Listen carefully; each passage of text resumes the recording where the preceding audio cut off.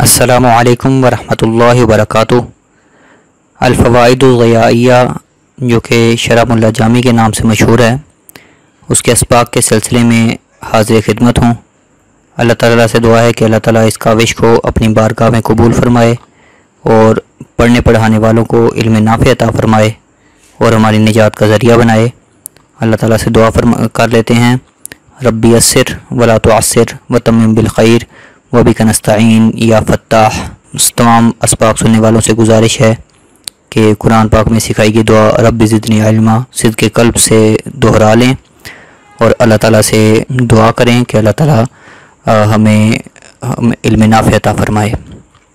سبق آغاز کرتے ہیں۔ بسم اللہ الرحمن الرحیم۔ ہم تعریف پڑھ رہے ہیں الکلمہ کی۔ الکلمۃ لفظ وضع لمعنی مفرد۔ آج ہم مفرد کی تحقیق پڑھیں گے۔ سب سے پہلے ملا جامی رحمۃ اللہ علیہ اس کے اعراب بیان کر رہے ہیں۔ مفرد پر تینوں اعراب پڑھنا جائز ہیں، رفع، نصب اور جر۔ سب سے پہلے حرف جر مجرور والی کیفیت کو بیان کر رہے ہیں کہ جر جو ہے یہ زیادہ مناسب ہے سب سے، کیونکہ اس میں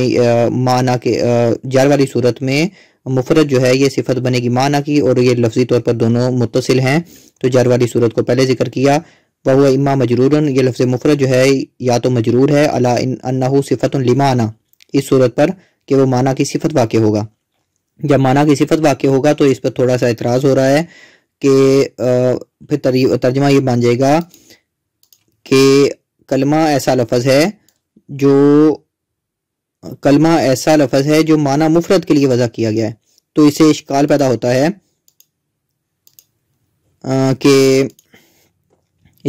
ہوتا ہے کہ معناہ حینئذ ما لا يدل جزء لفظه على جزئه۔ جب صفت بنے گا مفرد جو ہے صفت بنے گی معنی کی، تو مطلب اس کا یہ ہو جائے گا کہ ما لا يدل جزء لفظه، کہ جزء لفظه کہ جس کے لفظ کا جز دلالت نہیں کرتا اس کے معنی کے جز پر۔ تو اس میں فیہ انہ یوہم ان اللفظ موضوع لمعنی المتصف بالافراد والترکیب قبل الوضع۔ اس میں وہم پیدا ہوتا ہے کہ لفظ جو ہے وہ وضع کیا گیا ہے معنی متصف، ایسے معنی کے لیے کہ جو متصف تھا، ملا ہوا تھا افراد اور ترکیب مفرد اور مرکب ہونے کے ساتھ قبل الوضع، وضع سے پہلے ہی، یعنی لفظ وضع بعد میں ہوا، وہ مفرد اور مرکب پہلے سے بن گیا تھا۔ ولیس الامر کذالک، حالانکہ معاملہ ایسا نہیں ہے۔ لیکن یہاں ایک وہم پیدا ہو رہا ہے کہ پھر تو معنی یہ ہو جائے گا فَإِنَّ اِتَّصَافَ الْمَعْنَى بِالْإِفْرَادِ وَالتَّرْكِيبِ إِنَّمَا هُوَ بَعْدَ الْوَضْعِ، کہ معنی کا مفرد یا مرکب ہونے کے ساتھ متصف ہونا وہ تو وضع کے بعد ہوتا ہے۔ فَيَنبَغِي، اب اس اعتراض کا جواب دے رہے ہیں، فَيَنبَغِي أَن يَرْتَكِبَ فِيهِ تَجَوُّزٌ، تو مناسب ہے کہ یہاں صنعت تجوز کا ارتکاب کیا جائے۔ صنعت تجوز کیا ہوتی ہے کہ ما یکون، ما یعول کا اعتبار کرتے ہوئے، ما بعد کا اعتبار کرتے ہوئے حکم پہلے لگا دیا جائے۔ کما یرتکب فی مثل من قتل قتیلا فلہ صلبہ، جس طرح کہ اس حدیث میں یہ صنعت استعمال کی گئی ہے۔ من قتل قتیلا، ایک غزوہ کے موقع پر نبی کریم صلی اللہ علیہ وسلم نے فرمایا کہ جو کسی مقتول کو قتل کرے گا تو اس کا جو سامان ہوگا وہ اسی قاضی کو دیا جائے گا، مال غنیمت اسی کو ملے گا۔ تو من قتل قتیلا، قتیل بمانے مقتول ہے، جو کسی مقتول کو قتل کرے، مقتول تو پہلے سے قتل کیا گیا ہے، تو مابعد کا اعتبار کرتے ہوئے اس کافر کو پہلے سے مقتول قرار دے دیا، قتیل کا لفظ بول دیا گیا۔ تو اسی طرح یہاں بھی مابعد کا اعتبار کرتے ہوئے اس کو لفظ کو پہلے سے مفرد کہہ دیا گیا، حالانکہ وضع مقدم ہے اور اس کا مفرد ہونا بعد میں ہے۔ دوسری صورت بیان کر رہے ہیں راب کی، او مرفوع، یا لفظ مفرد جو ہے یہ مرفوع ہے علی انہ صفت لللفظ، اس طور پر کہ وہ معنی کی صفت ہے۔ جب معنی کی صفت ہے تو پھر اس پر اس کا معنی کیا بنے گا، مطلب کیا بنے گا، معناہ حینئذ ما لا يدل جزئہ علی جزء معناہ، کہ جس میں لفظ کا جز اس کے معنی کے جز پر دلالت نہ کرے۔ تو جب صفت بنے گا تو یہاں پر دو صفتیں ہو گئیں لفظ کی دو صفت ہوگی، پہلی صفت وضع لمعنی اور دوسری صفت ہوگی مفرد۔ ہم نے یہ ترکیب کی، لفظ موصوف ہے، وضع لمعنی یہ جملہ صفت اول اور مفرد صفت ثانی۔ تو اس میں ایک نقطے کا بیان کر رہے ہیں کہ پہلی صفت جو ہے وہ وضع والی جو صفت ہے وہ جملہ ماضی کے ساتھ لے کر آئے، اور دوسری جو ہے ماضی کے ساتھ نہیں لائے۔ اس میں ایک نقطہ بیان کر رہے ہیں کہ وضع مقدم ہے اور اس کا مفرد ہونا مؤخر ہے، جس طرح کہ ابھی ذکر کیا ہم نے۔ وَلَا بُدَّ حِينَئِذٍ مِّن بِيَانِ نُقْطَةٍ فِي إِيرَادِ أَحَدِ الْوَصْفَيْنِ، یہاں ایک نقطہ بیان کرنا لازم ہے، فی ایراد احد الوصفین جملۃ فعلیۃ والآخر مفردا، دونوں میں سے ایک وصف کو جملہ فعلیہ لانے میں اور دوسرے کو مفرد لانے میں ایک نقطہ بیان کرنا ضروری ہے۔ وَكَأَنَّ النُّقْطَةَ فِيهِ، اس میں نقطہ گویا کہ یہ ہے، التنبیہ علی تقدم الوضع علی الافراد، وضع کا مقدم ہونے پر تنبیہ کرنا ہے مفرد ہونے پر، حیث اتی بصیغۃ الماضی، اس طور پر کہ وضع کو لے کر آئے ماضی کے صیغے سے، بخلاف الافرادی، نہ کہ افراد کے ساتھ، افراد کے خلاف، افراد کو جو ہے وہ اس میں فاعل ذکر کر دیا اور باقی وضع کو ماضی کے صیغے سے ذکر کیا، تو اس پہ یہ اشارہ کرنا مقصود تھا کہ وضع مقدم ہے اور افراد مؤخر ہے۔ تیسری صورت اعراب کی، اما نصبہ وَإِن لَمْ يُسَاعِدْهُ رسم الخط، پہلا یہ اعتراض ہو گیا کہ نصب کیسے پڑھ سکتے ہیں کہ اس پر تو رسم الخط اس کی اجازت نہیں دیتا، کیونکہ جب ہم کسی نکرہ کو منصوب پڑھتے ہیں تو آگے ایک الف لکھا ہوتا ہے، رسم الخط میں یہاں الف موجود نہیں ہے۔ تو اس کا جواب یہ ہے کہ یہاں مولا جامی رحمۃ اللہ نے کہا اگرچہ رسم الخط اس کی اجازت نہیں دیتا، تو اس کا جواب یہ دیا ہے کہ رسم الخط میں الف اس صورت میں لکھا جاتا ہے جب اس لفظ میں رفع اور جر کی جو ہے وہ پڑھنے کی کوئی صورت موجود نہ ہو، جہاں نصب کے علاوہ دوسرے اعراب پڑھنے کی بھی گنجائش ہو تو وہاں الف نہیں لکھا جاتا۔ فعلا، جب منصوب پڑھیں گے تو دو صورتیں ہیں، فعلا انہ حال من المستقن، تو وہ ضمیر مستتر سے حال ہے، فی وضیہ، وضیہ کے ضمیر سے، وضیہ میں جو ضمیر مستتر ہے اس کی سے حال ہے، اور من المعنی، یا معنی سے حال ہے۔ تو اس سے ترکیب پر بھی اعتراض واقع ہوتا ہے کہ معنی سے حال کیسے ہو سکتا ہے، کیونکہ حال جو ہے یا تو وہ فاعل کی حیت کو بیان کرتا ہے یا مفعول کی حیت کو بیان کرتا ہے، معنی جو ہے وہ فاعل بھی نہیں ہے اور مفعول بھی نہیں ہے۔ تو اس کا جواب دے رہے ہیں فَإِنَّهُ مَفْعُولٌ بِهِ بواسطۃ اللام، یہ لام حرف جر کے واسطے سے مفعول ہی ہے،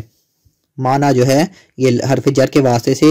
یہ مفعول ہی بن رہا ہے، ترکیب میں اگرچہ ہم اس کی جار مجرور کی ترکیب کرتے ہیں لیکن در حقیقت یہ مفعول ہی ہے۔ دوسری صورت کے اچھا کہتے ہیں کہ ٹھیک ہے، جب حال بنائیں گے تو پھر اس پر ایک اور اعتراض لازم آئے گا کہ حال اور ذوالحال کا زمانہ ایک ہوتا ہے، تو جب وضیہ کی ضمیر سے حال بنائیں گے تو حال اور ذوالحال کا زمانہ ایک نہیں رہے گا، کیونکہ ابھی ہم نے ذکر کیا کہ وضع مقدم ہے اور اس کا افراد، اس کا مفرد ہونا بعد میں ہے۔ تو کہتے ہیں جی اس کا حال بننا درست ہو جائے گا، وجہ صحت ہی، اس کی صحت کی وجہ یہ ہے، ان الوضع وان کان مقدما علی الافراد بحسب الذات، اگرچہ ذات کے اعتبار سے اس کا وضع مقدم ہے افراد پر، لیکنہ مقارن لہ بحسب زمانی، لیکن وہ اس کے مقارن ہے، اس سے ملا ہوا ہے زمانے کے اعتبار سے۔ اس کی سادہ مثال ایک ذکر کر دیں کہ حرکت ید، ہاتھ حرکت کرتا ہے تو کتابت ہوتی ہے، لفظ لکھا جاتا ہے۔ آپ نے ہاتھ قلم پکڑا ہوا ہے تو قلم کو حرکت دیں گے، ہاتھ کو حرکت دیں گے تو پھر قلم جو ہے وہ لکھے گا، لفظ لکھا جائے گا۔ تو اگر ذات کے اعتبار سے دیکھیں تو حرکت ید مقدم ہے اور کتابت جو ہے وہ مؤخر ہے، لیکن زمانے کے اعتبار سے دیکھیں تو جس وقت جو ہوگا ہاتھ حرکت کرے گا اسی ٹائم جو ہے وہ لفظ بھی کتابت ہوگی، تو زمانے کے اعتبار سے دونوں ملے ہوئے ہیں، لیکن اگر ذات کے اعتبار سے دیکھیں تو حرکت ید مقدم ہے اور کتابت مؤخر ہے۔ اور حرکت ید کا مقدم ہونے کا ایک مطلب یہ بھی بیان کریں ابھی حسب ذاتی، ذات کے اعتبار سے مقدم ہونے کا کہ جو دوسری چیز ہے، جو پہلی چیز ہے وہ دوسری چیز کے لیے وجہ اور علت ہو، اور دوسری چیز پہلی چیز کے بغیر پائی نہ جائے، جس طرح میں نے ابھی مثال ذکر کی کہ حرکت ید اگر ہوگی تب کتابت ہوگی، اگر حرکت ید نہیں ہوگی تو کتابت بھی نہیں ہوگی۔ تو پہلا حرکت ید کیا ہے؟ وجہ ہے اور علت ہے۔ تو اسی طرح وضع ہوگی تو اس کے بعد افراد پایا جائے گا، اور اگر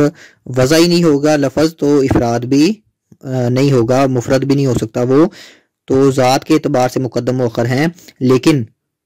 زمانے کے اعتبار سے دونوں اکٹھے ہیں۔ وَهَذَا الْقَدْرُ كَافٍ لِصِحَّةِ الْحَالِيَّةِ، اور اتنا مقارنت اکٹھا ہونا کافی ہے حال کی صحت کے لیے، حال واقع ہونے کے لیے۔ زمانے کے اعتبار سے اکٹھے ہیں، بس اتنا کافی ہے، حال واقع ہو جائے گا۔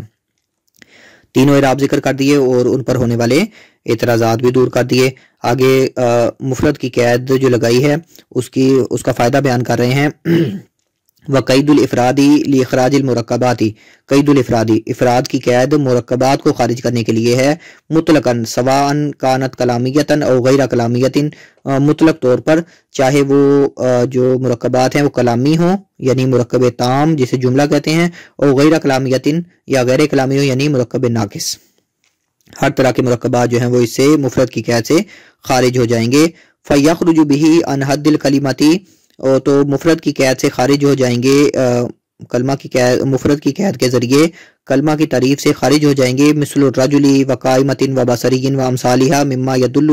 جزء اللفظ منه على جزء المعنى،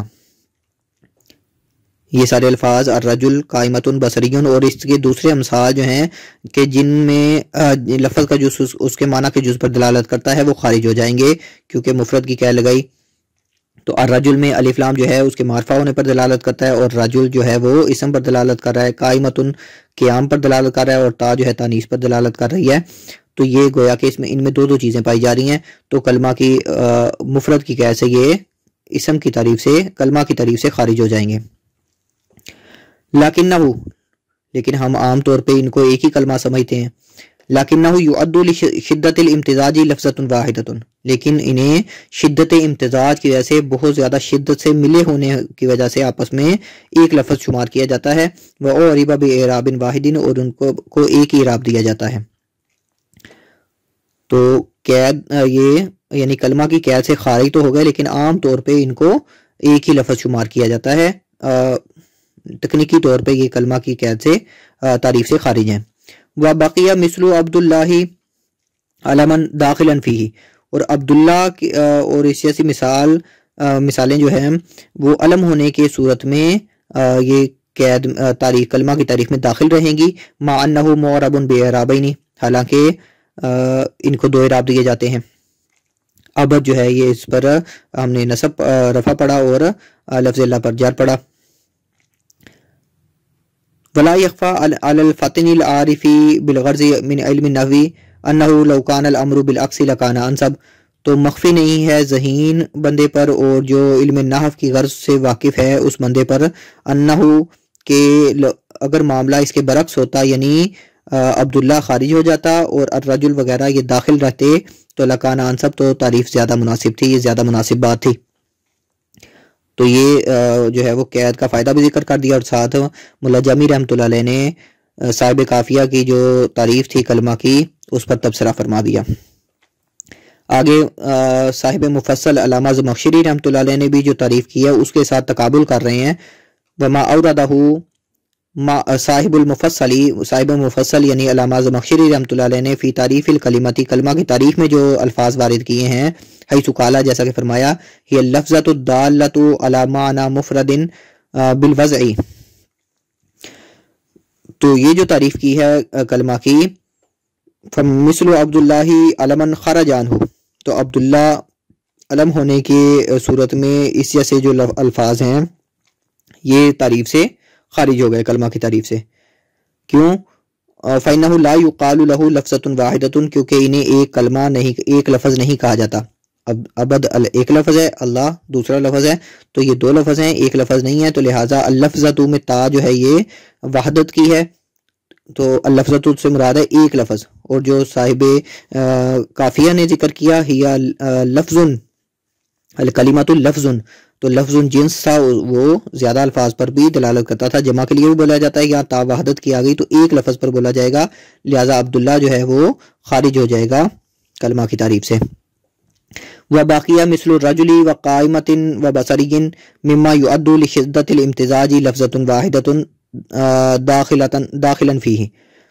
اور جو الرجل ہے، قائمۃ، بصری، اور اس جیسے دوسرے الفاظ کے جنہیں شدت امتزاج کی وجہ سے ایک لفظ شمار کیا جاتا ہے وہ کلمہ کی تعریف میں داخل رہے۔ اللفظہ تو کہا تو ایک لفظ، تو یہ ایک لفظ شمار کیے جاتے ہیں، لہٰذا یہ داخل رہے۔ فَأَخْرَجَهُ بِقَيْدِ الْإِفْرَادِ، تو آگے مفرد کی قید لگا، معنی مفرد افراد کی قید سے ان کو خارج کر دیا۔ وَلَوْ لَمْ يُخْرِجْهُ بِتَرْكِهِ، افراد کی قید کو، مفرد کی قید کو ترک کر کے اگر ان کو الرجل وغیرہ کو کلمہ کی تعریف سے خارج نہ کرتے لکان انسب، تو یہ زیادہ مناسب تھا، کما عرفتہ، جیسا کہ آپ نے پہچان لیا۔ تو دو چیزیں تھیں دونوں تعریفات پر، یہ صاحب کافیہ کی تعریف اور یہ علامہ زمخشری رحمۃ اللہ علیہ کی تعریف صاحب مفصل کی۔ کافیہ والی تعریف سے ذکر کر دیا کہ اس سے عبداللہ خارج ہو گیا اور ساتھ ساتھ الرجل وغیرہ بھی خارج ہو گئے، اور صاحب مفصل والی تعریف سے عبداللہ خارج ہو گیا اور ساتھ ساتھ جو ہے وہ مفرد کی قید سے الرجل وغیرہ بھی خارج ہو گئے۔ تو یہاں تبصرہ فرما رہے ہیں علامہ جامی رحمۃ اللہ علیہ کہ مفرد کی قید نہ لگاتے الرجل اور اس کے مثل جو دوسرے لفظ ہیں وہ کلمہ کی طرف سے خارج نہ کرتے تو یہ زیادہ مناسب تھا۔ آگے ذکر کر رہے ہیں وَعَلَمْ أَنَّ الْوَضْعَ يَسْتَلْزِمُ الدَّلَالَةَ، یہاں دونوں میں تقابل فرما رہے ہیں مولا جامی رحمۃ اللہ علیہ کہ یہاں صاحب کافیہ نے جو ہے وہ مفرد کی قید لگائی اور ساتھ دلالت کی لفظ جو ہے وہ ذکر نہیں کیا، لیکن صاحب مفصل نے دلالت کا لفظ بھی ذکر کیا اور ساتھ وضع کا ذکر بھی کیا، تو اس کی وجہ ذکر کر رہے ہیں۔ وَعَلَمْ أَنَّ الْوَضْعَ يَسْتَلْزِمُ الدَّلَالَةَ، وضع جو ہے وہ لازم ہے، مستلزم ہے دلالت کو، لِأَنَّ الدَّلَالَةَ كَوْنُ الشَّيْءِ بِحَيْثُ يُفْهَمُ مِنْهُ شَيْءٌ آخر، دلالت کی تعریف کر رہے ہیں کہ دلالت کیا ہے، کون الشیء چیز کا اس طور پر ہونا کہ یفہم منہ شیء آخر، کہ جس سے دوسری چیز مفہوم کی جائے، سمجھی جائے، ایک چیز کے پائے جانے سے دوسری چیز پائی جائے، اس کا مفہوم ہو، تو اس کو دلالت کہتے ہیں۔ فمتا تحقق الوضع، جب وضع متحقق ہو گئی، تحققت الدلالت، تو دلالت بھی متحقق ہو گئی، کیونکہ وضع جو ہے وہ دلالت کو لازم ہے، جب وضع ہوگی تو دلالت لازمی طور پر پائی جائے گی، کیونکہ وضع کی ہم نے تعریف پڑھ چکے ہیں پیچھے۔ فبعد ذکر الوضع لا حاجت الی ذکر الدلالتی، وضع کو ذکر کرنے کے بعد دلالت کے ذکر کی ضرورت نہیں ہے، کما واقع فی ھذا الکتاب، جیسا کہ اس کتاب میں یعنی کافیہ میں پایا گیا کہ جب شروع میں ہی وضعیہ ذکر کر دیا تو پھر دلالت کا لفظ بولنے کی ضرورت پیش نہیں آئی۔ لیکن الدلالۃ لا تستلزم الوضع لامکانی، لیکن الدلالۃ لا تستلزم الوضع، لیکن دلالت جو ہے وہ وضع کو لازم نہیں ہے، لامکانی ان تکون بالعقل، اس بات کے ممکن ہونے کی وجہ سے کہ دلالت پائی جائے عقل کے ذریعے، کا دلالت لفظی دیز المسموع من وراء الجدار علی وجود اللافظی، جیسا کہ لفظ دیز یا کسی بھی آواز کو یا دیوار کی دوسری سائڈ سے، المسموع من وراء الجدار، دیوار کے دوسری طرف سے کوئی بھی آواز سنی جائے، یا دیز جیسے کوئی بھی بے معنی آواز آئی، تو یہ دلالت کرتی ہے علی وجود اللافظی، بولنے والے لافظ کے وجود پر، کہ کوئی دوسری طرف موجود ہے جس کے منہ سے یہ لفظ نکلا ہے۔ تو یہاں وضع نہیں پائے گی، دیز جو ہے لفظ یا یہ اس آواز کے لیے کوئی لفظ وضع نہیں کیا گیا، لیکن پھر بھی دلالت پائی گئی۔ وان تکونا بالطبعی، اور کبھی دلالت جو ہے وہ طبیعت بالطبع بھی پائی جاتی ہے، کہ دلالتی لفظی اوہ اوہ علی وجہ صدری، اس طرح کے لفظ اوہ اوہ کی دلالت جو ہے سینے کے درد پر، تو یہ اوہ اوہ جو ہے یہ لفظ وضع نہیں کیا گیا، بس آواز نکلی ہے، تو اس سے پتہ چلا کہ سینے میں درد ہے، تو یہ یہاں وضع نہیں پائی گئی لیکن دلالت پائی گئی بالطبع۔ تو